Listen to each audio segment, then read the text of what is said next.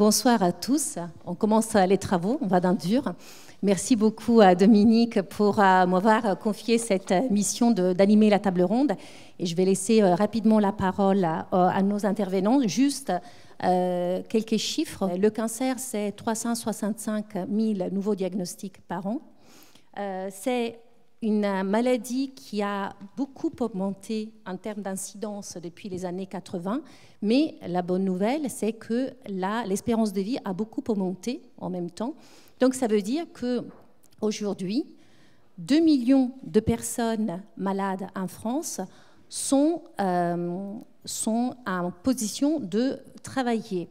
Et ça veut dire que la condition du travail, la question du travail est une question qui ne regarde plus que la personne ou les soignants, mais regarde la société entière et en particulier les entreprises.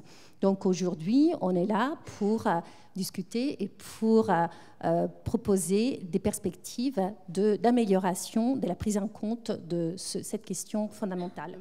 Le mot cancer ne veut pas dire grand-chose en soi.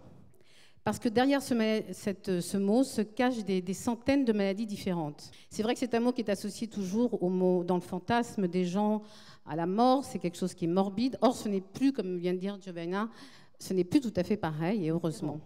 D'ailleurs, il y a de plus en plus de thérapies ciblées, il y a de plus en plus de cas par cas. Je crois que chaque personne est différente.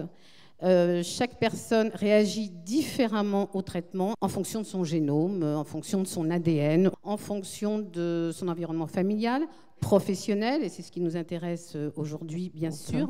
Il est clair qu'un cancer du sein n'aura pas les mêmes conséquences que la malade ait un traitement conservateur, une mastectomie, qu'un cancer digestif, par exemple. Si vous prenez un cancer digestif, où la patiente ou le patient risque d'avoir ce qu'on appelle un anus artificiel, une colostomie dans notre langage, hein, vous comprenez bien que les effets seront très différents et plus importants. Mais quand bien même il n'aurait pas une colostomie, un anus artificiel, imaginez, on lui laisse son rectum en place, du moins son anus en place. Je parle vraiment des cas très précis parce que je trouve que c'est important d'imaginer et de prendre en compte cette dimension. Et ce patient, il n'aura plus une fonction digestive normale. Et ça, il faut le savoir. Et reprendre son travail, suivant le travail qu'il va faire, ne sera pas toujours très facile. Si vous êtes obligé de vous interrompre, excusez-moi de parler trivialement, mais c'est la vraie vie, et de vous absenter régulièrement dans la journée, si vous êtes en face, par exemple, d'une classe d'élèves, pas possible. Si vous êtes tranquille dans un bureau, c'est jouable. Si vous êtes en relation avec le public, ce n'est pas jouable. Si on vous a fait une chirurgie ORL, par exemple, que vous avez des troubles de la parole, que vous avez de la peine à parler, si vous avez un travail, une profession qui vous met sans arrêt en contact avec du public, il sera difficile de reprendre son travail dans les mêmes circonstances. Et ça, c'est uniquement des choses purement physiques, hein, mais il y a toutes les conséquences psychologiques du cancer, et là, on se reporte. Et je partage avec vous l'idée de la guérison, par contre, voyez-vous. Je n'aime pas le mot de rémission, et j'aime bien utiliser le mot de guérison quand cela est possible. Et je pense que ça l'est plus souvent qu'on ne l'imagine. Et c'est important pour la vie après. Voilà, mais bon, ce n'est pas le débat de ce soir. Et après, il faut que ces personnes soient capables, se sentent aptes à reprendre leur travail. Et là, on n'est pas tous égaux parce qu'on n'a pas tous le même travail à la base aussi, hein. Il y a des cancers différents et il y a des patients très différents physiquement parce que leur vie a été comme ça et différents professionnellement. Et tout à l'heure encore, je discutais avec une de mes patientes qui me disait « Mais moi, formidable, j'ai travaillé pendant tout le temps de ma maladie, une femme qui a un cancer du sein. » Elle m'a dit « Mais ce qui compte, c'est pas moi, c'est pas mon travail, c'est mon ambiance de travail. » Personnellement, c'est formidable, j'aime mon métier, je suis entourée d'une petite équipe. Elle me dit, mais j'aurais travaillé dans une équipe de 100 personnes, je n'aurais pas eu envie de raconter à 100 personnes que j'avais été malade et j'aurais peut-être pas pu reprendre mon travail dans les conditions agréables, elle le disait ainsi, où j'ai pu poursuivre mon activité professionnelle, hein. Donc, voilà. Et en plus, elle avait un cancer qui n'avait pas d'incidence sur la vie quotidienne. Oui.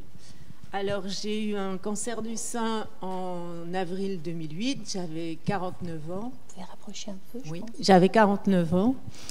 Et j'ai eu la chance d'avoir un directeur très sympa. Donc, les 15 premiers jours, après mon traitement, je pouvais reprendre le travail et je travaillais les 15 derniers jours du mois. Ensuite, j'ai fait ça pendant 1 an et j'ai récidivé au cerveau. Et donc là, c'était plus possible. J'étais obligée d'arrêter de travailler parce que je m'endormais pendant les réunions, je piquais du nez devant l'ordinateur. Donc là, j'ai vraiment été obligée de m'arrêter. Donc 1 an après, j'étais plutôt en forme et je voulais reprendre mon travail, j'adorais ça. Mais j'avais entendu des bruits comme quoi la société était un petit peu bancale, etc., que ça ne se passait pas très bien. Donc j'ai pris contact avec Dominique Thierry, qui m'a aidée à prendre ma décision. Et j'ai perdu mon compagnon fin 2009. Et là, je me suis posé la question, quoi faire ? Retourner dans l'entreprise ou bien il était patron de sa propre société ou bien reprendre la société. Donc vu par rapport au conseil de Dominique, du docteur Martin, j'ai décidé de quitter la société et de reprendre l'activité de mon compagnon.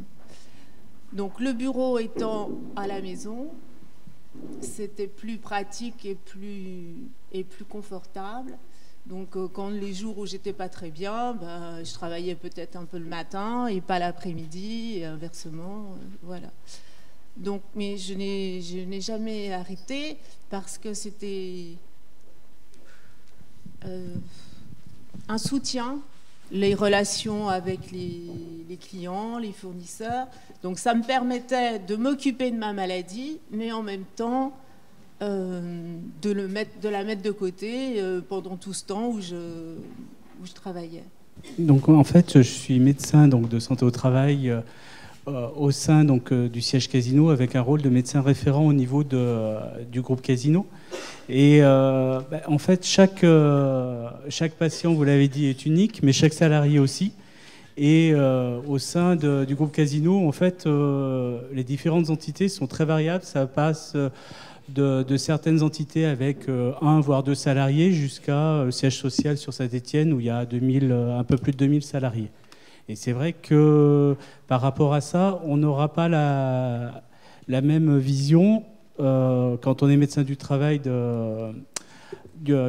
en suivant 3-4 salariés, comme quand je suis 2000 salariés au niveau du siège social, avec un service médical, avec une facilité d'approche des salariés qui sont plutôt, qui descendent régulièrement nous voir au niveau du service médical, avec des questionnements souvent dès le diagnostic de cancer. C'est vrai que dès que la personne a eu le diagnostic de cancer, ils ont tendance à venir nous voir en nous disant j'ai eu ce diagnostic, qu'est-ce qui va se passer déjà un petit peu. Donc j'ai rendez-vous chez le cancérologue, j'ai rendez-vous chez le chirurgien. Et pour le travail, qu'est-ce qui va se passer ? Donc souvent, c'est vrai que la réponse au niveau d'un siège social est plus dans l'accompagnement et dans essayer de rester en contact, essayer de conseiller en sachant que souvent la première idée que les salariés ont est de dire j'ai pas envie de m'arrêter, j'ai envie de continuer. Donc c'est vrai que c'est souvent compliqué, c'est souvent d'essayer de leur dire que sur les premiers moments et sur les premiers traitements, il vaut mieux s'arrêter et de voir un peu ce qui va se passer ensuite. Alors souvent, c'est déjà un petit peu cette approche et d'essayer d'avoir aussi ce soutien psychologique dont les salariés ont besoin. Par contre, c'est vrai que quand on est sur des entités avec moins de salariés, souvent, c'est un peu plus compliqué. Et c'est vrai qu'on a tendance à être au courant un petit peu plus tard du cancer et plus tard de l'accompagnement qu'on peut avoir. Donc c'est vrai qu'on essaye actuellement, moi, au niveau de l'ensemble des médecins du travail qui s'occupent de Salade Casino, de faire passer le message qu'il y a des choses qui existent au niveau du groupe pour accompagner, pour prévenir l'inaptitude, et qu'on essaye d'avancer le plus possible dans l'anticipation. Et lors de notre échange avant le colloque, vous m'aviez parlé d'un profil qui est en place chez Casino, d'une infirmière de coordination, d'une infirmière qui permet effectivement de recueillir, déjà de sélectionner, d'accompagner les personnes et qui vous appuient votre travail. Oui, en fait, au niveau du service médical, donc, il y a une infirmière qui reçoit les salariés quand ils veulent. C'est vrai que notre porte est toujours ouverte. Et c'est vrai que souvent, elle a un rôle aussi de soutien psychologique pour les patients, et notamment dans le suivi au moment du diagnostic de cancer, comme après par rapport au traitement. Souvent, elle a des retours. C'est vrai qu'elle essaye de prendre des nouvelles, d'essayer d'être au plus près. Alors, c'est vrai qu'il y a certains patients qui communiquent, qui ont envie de rester en contact, d'autres qui le sont un peu moins. On a des perdus de vue, mais c'est vrai que c'est propre à chaque histoire de chaque patient et salarié. Donc, je suis Patrick Millot, donc le directeur de l'hôpital privé Jean Mermoz, et l'hôpital accueille en son sein l'Institut de cancérologie. C'est important ce mot institut parce qu'il est fondé sur une base, je dirais, pluridisciplinaire avec des équipes qui travaillent, je dirais, main dans la main, et je pense que c'est la clé du succès, très clairement. Pour faire ça, on a décidé au sein du groupe général de santé de mettre en place dans l'ensemble de nos instituts une personne qu'on estime être la pierre angulaire, qui est la coordinatrice du parcours de soins. L'année dernière, on a en file active de patients, on a eu plus de 4200 patients qui sont passés chez nous, et notre infirmière coordinatrice a réalisé, je dirais, plus de 300 entretiens individuels. L'objectif chez nous, c'est pendant la prise en charge d'être à l'écoute et d'accompagner le plus possible. Oui, ce que je voudrais dire à partir de ce que je viens d'entendre, c'est que c'est extrêmement important effectivement de dire qu'il n'y a pas un cancer comme le titre du colloque le laisse entendre, mais des cancers. Je pense qu'il faut prendre très au sérieux le cas par cas, dans la mesure où, enfin, là, on anticipe sur la deuxième table ronde, mais le monde du travail, lui aussi, est extrêmement singulier. C'est un monde où on travaille, bien sûr, mais où il y a des relations sociales, il y a des conflits, il y a de la compétition, etc.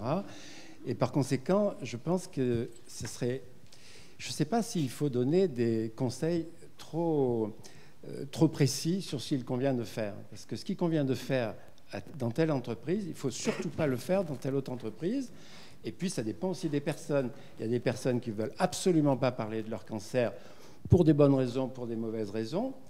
Et il ne faudrait pas oublier ce qu'on vient juste de dire, à savoir que la maladie est singulière dans toute sa composante biopsychosociale. Elle est à la fois biologique, et donc on a une définition médicale du cancer, mais elle est aussi psychologique et sociale.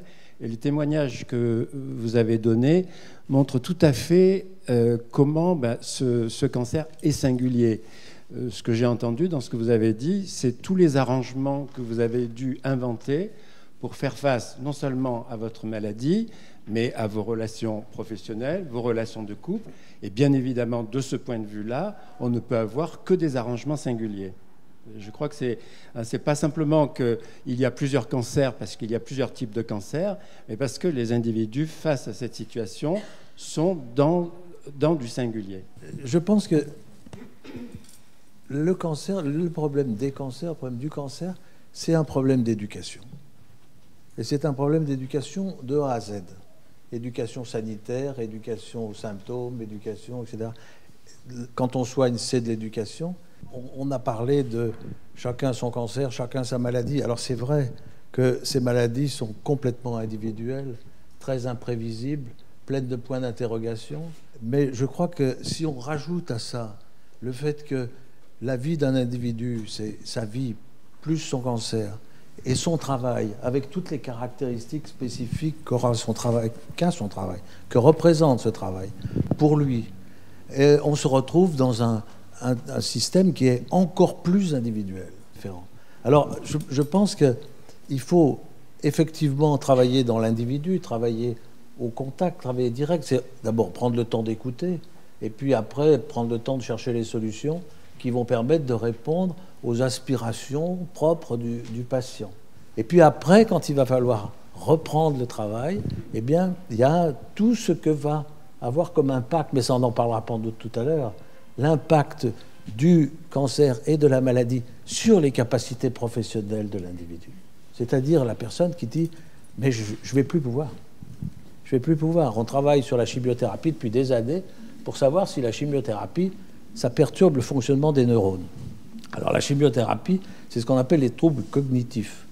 Et donc, effectivement, tous les gens qui sont en chimio vous disent « j'arrive pas, je n'arrive pas à me concentrer, j'arrive pas à lire, etc. Le sudoku, je le fais 10 fois moins bien qu'avant, etc. » Et il y a des phénomènes qui ne sont pas marqués dans le cerveau, ça va récupérer, les gens vont reprendre.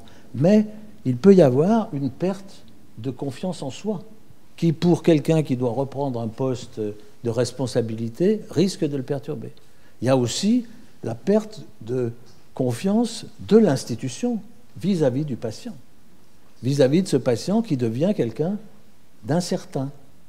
D'accord ? Et donc là, il y a tout un travail, effectivement, et qui est un travail qui est beaucoup plus social que médical, qui est un travail d'ensemble, et qui doit apporter aux gens la façon de... Alors nous, on est en dehors. On fait des juristes santé. Moi, ce que je vois, c'est que les choses importantes, elles partent toujours de la base. Elles partent toujours des individus. Juriste santé, c'est le retour au travail de Dominique après la pathologie. Et c'est le point de départ. C'est ça, son souhait, de faire quelque chose pour se remettre dans la vie. Et on est 10 ans plus tard ici. Et donc, il y a un système, nous, on doit aider, mais je crois qu'il y a aussi beaucoup de travail à faire au niveau des entreprises, au niveau de... Parce qu'on peut raconter les anecdotes, je veux dire, j'en ai je ne sais pas combien qu'on a pu entendre, de ce qu'entendent les patientes qui ont de la peine à réintégrer leur système. Parce que le système a changé de regard par rapport à eux, parce qu'eux ont changé de regard, parce qu'il y a ceux qui disent moi je m'emmerdais à faire des chiffres depuis longtemps, maintenant j'ai hiérarchisé mes valeurs nouvelles en fonction de la maladie qui vient de m'arriver. Donc il y a effectivement une nouvelle personne qu'il va falloir réintégrer dans un système qui était le système ancien. Et ça, c'est pas obligatoirement le plus facile.